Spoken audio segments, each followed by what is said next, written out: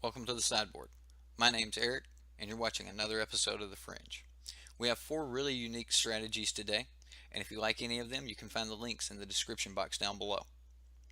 Also, while you're down there, hit that like and subscribe button to help support the channel. So today, our first deck is Blue-Red Artificers, or Blue-Red Improvise.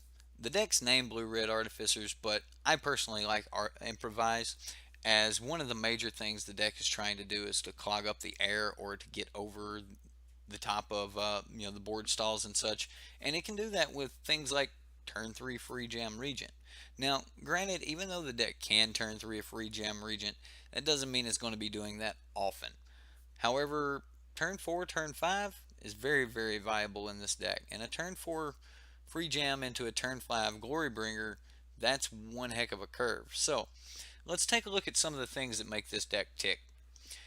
Um, since we're already looking at free jam regent, we'll go ahead and mention it as a 2 of in the deck. It's really good late game mana sink, but can come down very early to really put some pressure on the opponent. Speaking of mana sinks, the deck does run 4 walking ballistas to help, getting on that little extra ping damage. This deck is really about pushing that early chip damage and getting in, the 1 point at a time over the top with, its many sources of Thopters.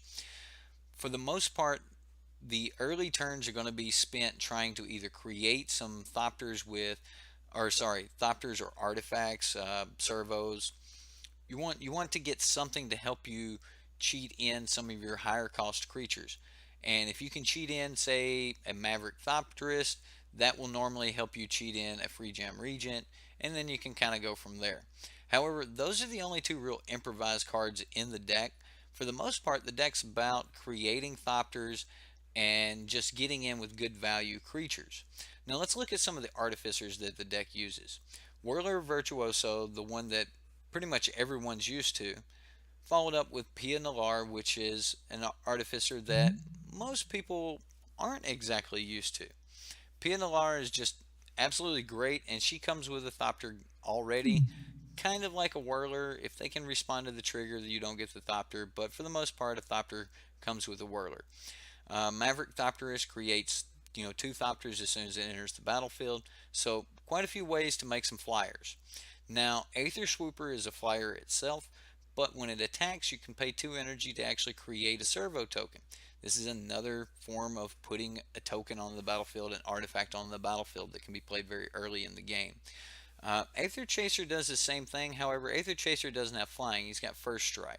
And that's extremely relative when you have cards like Inventor's Goggle in the deck that can auto-equip to this creature for 1 mana. 1 mana, all of a sudden now this creature has +1/+2, and that makes Aether Chaser a 3/3 first striker.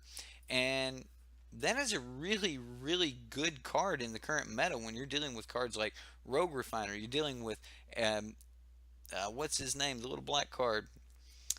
Gifted Aetherborn, yeah. 3/3 first strike, phenomenal against cards like Gifted Aetherborn and such. Also, it's relevant to say that when you equip some of these creatures with Inventor's Goggles, that makes them large enough to crew one of the two mainboard copies of Heart of Kirin. Did I really just move that? Sorry, Heart of Kirin. Other than that, it doesn't have a lot of just plain artifacts. Most of its artifacts are going to come from the creatures itself making those. One other thing I really wanted to point out was the fact that there's only one spell in the main board, and that's an Abrade. I don't really know if it was flavor or whatever, but an Abrade was the one main board spell. So let's take a look at the sideboard here. Just 4 negate, 4 magma spray, 3 more Abrade, a spell pierce, an additional Heart of Kirin, and a couple crooks to help deal with the graveyards. Other than that, that's your blue-red Improvise or blue-red Artificers deck.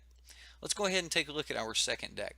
Now this one was brought to us by Saffron Olive, who took this to a 5-0 in a competitive standard league, and when he first did, of course, everyone started playing the deck really hard for a day or two, and then here lately we've seen even more of that come up as the lists were posted and things of that nature, but we're seeing a lot of this deck.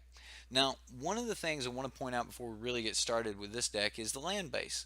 A lot of the decks that we're talking about today do not have a lot of deserts and such in the land, but this deck actually doesn't mind to mill itself with a Ipnu Rivulet, or it also has hostile deserts because it has cards like Champion of Wits where it's going to be pitching deserts away and things like that. It does run 26 lands, so it's very common with cards like Chart a Course and Champion of Wits that it's going to be throwing great lands in the graveyard. So it's really nice to see Hostile Desert getting a little bit of play, as it's the only man land we currently have in Standard. Also, you'll notice a couple copies of Field of Ruin here. Any deck that plans to fight against current standard, you should probably have a copy of Field of Ruin somewhere, some way to deal with these flipped lands. You've got Treasure Map, you've got Search for Azcanta, Vance's Blasting Cannons is getting a little bit of play. Primal Amulet got a little bit of play in some of the Fringe decks. Just quite a few. Adanto, the First Fort, that's the other big one. Search for Azcanta, Treasure Map, and Adanto. All three are getting play. And then there's like some Fringe ones getting play, like the Maze of Ithland and stuff like that. But Field of Ruin helps deal with those. Really good card. I 100% see why he played it. So let's go ahead and take a look at the deck. One of the things I really, really liked about the deck was it was just a bunch of 4-ofs, which I always like when I see that because it means the deck will run consistently. It means that you're going to be playing pretty much the same main board game every game. So you can build this idea, which is to play your cheap creatures and then have those creatures die while you're trying to find and play an anointed procession, then bring those creatures back using their internal ability, their Eternalize ability, um, which would then put two copies of those creatures onto the battlefield as 4/4s, giving you 8 power every time you internalize one of these creatures, and 3 of the 4 creatures have enter the battlefield effects. The one that doesn't have an enter the battlefield effect has double strike, which is Adorned Pouncer. Getting 2/4/4 double strikers can pretty much block almost anything. You put both of them in front of it, it never gets to actually deal damage because it takes 8 in first strike combat. Ridiculous. Um, Champion of Wits, I mean, that's draw 8, discard 4. Sunscourge Champion, that's gain 4. Angel of Sanction, she's your other one with the keyword ability with flying, but she's also got a cast out type ability on her. As she enters the battlefield, you get to remove a non-land permanent opponent controls, things of that nature. So just some really, really good cards. It also runs 4 Fumigates main board, as the deck doesn't really care about whether or not it's going to be letting its creatures die, as it's going to be bringing those back with Eternalize. So main board Fumigates. And then let's look at the sideboard. We've just got a lot more 4-ofs. 4 Solemnities, 4 Negates. We round out the play set of Authority of the Consuls with the other 2. And then 2 Spell Pierce and 3 Gideon's Intervention. Real quick thing on Gideon's Intervention. If you're used to playing black or something like that and you're used to playing Lost Legacy, this is white's Lost Legacy. The only real difference there is this card, instead of putting them in the graveyard or in the exile like Lost Legacy will do, it kind of makes them clog up in hand. Makes it a little bit harder to play around because you don't know whether they're just got cards they're holding or whether they have the cards that they can't play. Also, this card can be removed with like a cast out or something like that. I don't believe there's a way that if you can cast like Lost Legacy, they can get something back from exile in current standard, but there was just recently ago. I think most of that type of interaction has rotated out. But this is your blue-white Eternalize, and it is getting a lot of play in standard right now. Next is one of my favorite decks today, and that is the blue-green Palmiter deck. Now, this deck just uses a couple choice enchantments, one with the wind or cartouche of knowledge. Some are playing with one with the wind, some are playing cartouche of knowledge, but the deck is definitely getting some play, and it's definitely one of those little sneaky decks that can get up under you quicker than you can get your deck online and get started. So this deck definitely stole some games. Um, but the real idea here is to enchant one of your creatures with flying. Now, this deck has 6 copies of Blossoming Defense, 4 Blossoming Defense, and then 2 copies of Dive Down. Now, granted, I get it, those are not exactly 6 copies of Blossoming Defense, but 6 1 mana hexproof spells. Now, Blossoming Defense pulling a little double duty with the Electrostatic Pummeler by increasing its power so that it doesn't take as many times to double over before it's lethal. However, most of the time, this deck wants to just get straight to 5 before they ever double over in the first place. Go 5, 10, 20, you're dead. And that's kind of how these Electrostatic Pummeler decks work. Now, to do that, the deck uses Larger Than Life. It uses a Crash the Ramparts, and One with the Wind, Cartouche of Knowledge, that sort of thing. However, making a Bristling Hydra, which is the top end of the curve for this deck, making a Bristling Hydra have flying is pretty broken. So just pretty good interactions there with the main deck. I kind of like the way the deck's built, and I didn't even realize that Cartouche of Knowledge just replaced itself as soon as you cast it. So you cast it, you draw a card, and they get flying. So really good card. Um, let's take a look at the sideboard. There are 2 cards here in the sideboard that I just really did not expect to see. The first one being Perilous Voyage, the second one being Carnage Tyrant. I didn't really expect to see Carnage Tyrant in this sideboard because Carnage Tyrant's 6 mana, but he is running Carnage Tyrants, and I'm assuming that you put flying on a Carnage Tyrant, then you've got to win that game, right? Right? Perilous Voyage, I really didn't expect to see because I kind of expected Unsummoned to just be better, cheaper, that sort of thing. However, I guess a couple Scry is not very bad. A couple Aether Sphere or Aether Meltdowns, Spell Pierce, 4 negates, Aether Sphere Harvesters, and a Vizier of Many Faces to round out the sideboard. But that's your blue-green Pummeler. Hey guys, flying Pummelers, flying Hydras. I like it. You know, let's do it. Last but not least, we have a cycling deck for you here. Now, this uses Abandoned Sarcophagus as a good value card to help get you your cycling cards back. It uses Search for Azcanta, which is a card that we all know is extremely good. Once they get control decks start flipping this, they can just feed their hand with good control spells. Um, this is a cycling deck that's built around Drakehaven, and most of its control spells do have cycling. So let's go ahead and take a look at those. Um, Not really a control spell. It's their only creature in the deck, and that's Curator of Mysteries. But it's a 1 mana cycler, and that's pretty much what it's going to be used for. Other 1 mana cyclers are Censor, which is a control spell. It can counter things. It force spike your spells. Cast Out, which is a 1 mana cycler, which we all know about Cast Out. It can instant speed, deal with pretty much any threat in the game, except for Carnage Tyrant, of course. 2 mana cycler in Renewed Faith. I think this is a 1 mana as well. Yes, 1 mana here in Darudes. Not even going to try to pronounce this one. It taps down 2 creatures at instant speed and cycles for 1. So for 3 mana, they can draw a card and then pay 2 to tap 2 of your guys down. So 3 mana, draw a card, tap down 2 guys. It's not that bad with the Abandoned Sarcophagus out. And that's kind of how you have to look at all of these spells as combined cycling then cost. Because if Abandoned Sarcophagus is already out, they're going to want to cycle them first to draw an additional card, which kind of goes back to what we were talking about earlier with Cartouche. It's a card that replaces itself. Rogue Refiner, a card that replaces itself. Abandoned Sarcophagus gives every card the ability to replace itself as long as you're willing to pay the additional mana for it. So in some cases, that's going to make those cards broken.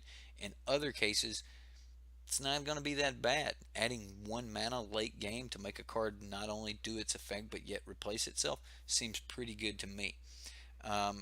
Most of the time, if Censor is good or worth playing at all at a particular situation, then paying 3 for it probably wouldn't be that bad either. However, what's really, really good about these counter spells is the ability to just cycle them. Go ahead, dump them, get those into the graveyard so that things like Search for Azcanta can flip easier and things of that nature. And then on the opportune moment when a Censor would be good, they can cast it back from the graveyard. That's a lot of value, guys, and this deck can put out a lot of value. I ran into this deck, recently, actually quite a few times, and it amazed me at just how much life it can gain with these renewed faiths and things of that nature. It does run some mainboard settles, mainboard fumigates, but for the most part, this deck is not going to do anything but cycle, cycle, cycle, make 2/2 flying drakes, and get at you in the air. Let's go ahead and take a look at the sideboard as there's a couple little pieces of spice. Well, one in particular, and that's Hour of Revelation. Not something that I would expect to see, but Hour of Revelation does help kill their Abandoned Sarcophagus, meaning that they get to play their cards twice again. Remember, if Abandoned Sarcophagus is on the battlefield and they just play a card, let's say they play Renewed Faith to gain 6 life, that card would then be exiled. So, Hour of Revelation, there is a little bit of synergy in there in the fact that it could kill your own Abandoned Sarcophagus for you. Sunscourge Champion, Eternalize, it's not really cycling, but it is a from the graveyard effect that they can make use out of. This card's getting play in pretty much everything running white right now, as we have a really aggressive meta, and this card really helps these decks that need to last a little bit farther into the late game get there. Authority of the Consuls, just a great card at stopping haste. Pretty much any deck that relies on haste, Authority of the Consuls is going to shut that down. Not to mention the life gain that you get from it. Countervailing Wind, one of the better mana leak effect cards, or the pay more counter cards, like Censor and things of that nature. The later the game goes, the more likely this card is to be more powerful. Most situations, the cards that require you to pay one more, or two, or three more, those become less effective the later the game gets. However, with Countervailing Winds, the later the game gets, the less likely that this is to be a true hard counter. As with this deck, you'll be dumping so many cards into the graveyard through the cycling ability that you should churn your graveyard into the ability to counter something unless they pay 10, 15, 20. It can get out of hand pretty quick. So one of the things to watch out for out of this deck is this absolute counter here in Countervailing Winds. Also, it allows them to pay 5, draw a card, counter your spell as well. So that's pretty good. Also, if they can counter early game with these Countervailing Winds and stop you, and then later play Abandoned Sarcophagus, that turns these 4 copies into 8 copies of Countervailing Winds. So plays like that can give this deck just a lot of power. This is a graveyard spells deck, kind of like a graveyard reanimator deck. This will bring its spells back from the graveyard using the Abandoned Sarcophagus. So really nice take. I really like the take on the spells from the graveyard kind of theme. So that's been our episode of the Fringe. I hope you like it. I know I had a lot of fun. But these are the decks that I would expect to see this week. If you're running a league this week, be on the lookout for them. And we'll see you next week after the Pro Tour. Hopefully we have a lot of new spice. Hopefully the Pro Tour brings something up that we can really dig down into, break apart, and look at it. Very interested to see what we have in store. If you like the show, hit the like and subscribe button, and we'll see you next time here on The Fringe.